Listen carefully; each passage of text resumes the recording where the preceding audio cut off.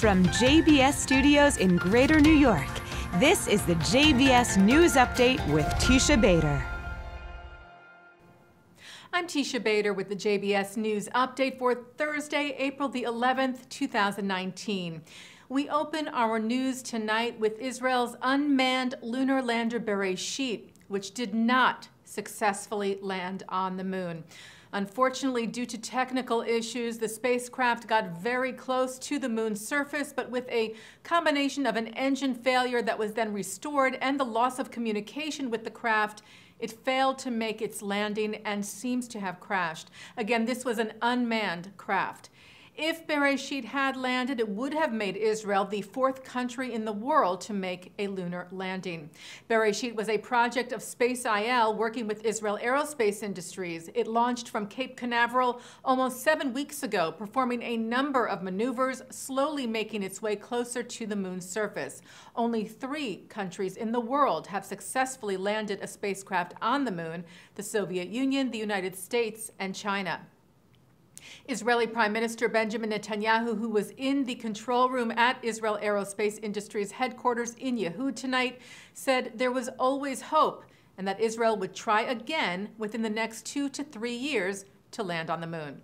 Israel's President Reuven Rivlin, who was hosting a group of children at the president's residence for the event, said it was a disappointment, but Israel still was the 7th country in the world to orbit the moon, and that was an immense achievement. Rivlin said there is no need to be disappointed. We need to praise what we accomplished. Concluding the evening with Israel's national anthem, Hatikva. Kol od balevav penima nefesh Yehudi homiyah.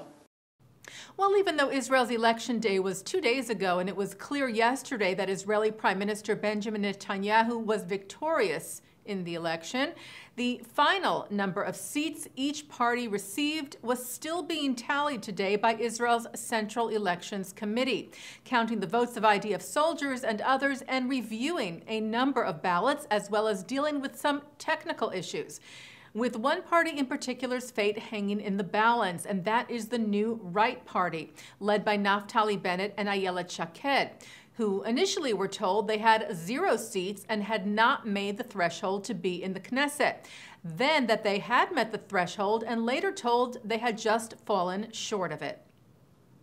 U.S. President Donald Trump, meanwhile, congratulated the Prime Minister on his re-election and said it bodes well for the U.S. peace plan.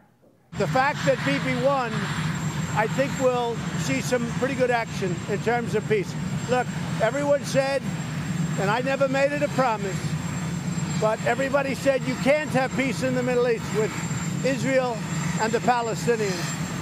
I think we have a chance, and I think we have now a better chance with Bibi having won. Jewish organizations reacted to the Netanyahu victory. CEO of the American Jewish Committee, David Harris, said the ultimate winner of Israel's democratic elections is freedom itself. Harris said to its everlasting credit, Israel has remained steadfastly committed to its democratic and pluralistic values, as reflected in the latest round of voting, and remains a shining example in a region where the democracy deficit is all too painfully evident.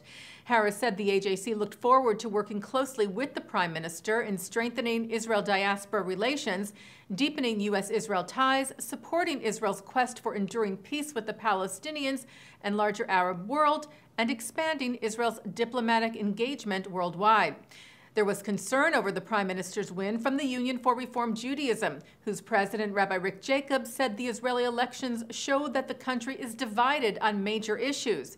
Jacobs congratulated Netanyahu, but said there was great concern regarding the chance for a 2-state solution and for maintaining democratic values. In other news, an Israeli man was lightly injured yesterday when he was attacked while driving his car in the West Bank. The IDF said the 45-year-old was driving near the Jewish settlement of Tekoa when Palestinians threw a hammer at his car. It smashed and went through the windshield and lightly wounded him. The man was taken to the hospital for treatment as Israeli troops searched for suspects. Well, vacation rental giant Airbnb announced yesterday that they are rescinding their decision last year to not list properties in Jewish settlements in the West Bank on their site. Israel's law center, Shurat Hadin, who had filed a lawsuit fighting that decision, said yesterday that after weeks of negotiations, Airbnb had reversed its decision and settled the suit, agreeing to adopt a neutral policy towards all properties in the region, allowing all homeowners to list their houses for rental on its web platform, regardless of their religion, race, or national origin. The law center, led by Nitzana Darshan-Leitner, called the reversal a powerful defeat for the anti-Israel boycott movement. The Conference of Presidents of major American Jewish organizations, who had also been meeting with Airbnb about the issue, called the reversal critical. Leaders Arthur Stark and Malcolm Hoenlein said, "We believe the steps Airbnb has taken, both in resolving the legal challenges and clearly stating its rejections of the announced policy, removes the impediment to doing business with the company and underscores the counterproductive nature of discriminatory measures and boycotts." Taking a look now at our programming for tonight on JBS for Thursday, April the 11th. At 7 o'clock, it's Talmud study. At 8, a discussion of how Israelis perceive diaspora Jewry. At 9, Mark Golub sits down with Professor Mordechai Kedar on L'chaim. At 10, it's the Jake Ehrenreich Show. And Jake's guests include Hasidic singer Shulam and author and TV reality star Lenore Skenazy. And coming up right after this newscast tonight, it's ILTV's Jewish World. And that's the JBS News Update for Thursday, April 11th, 2019. I'm Teisha Bader.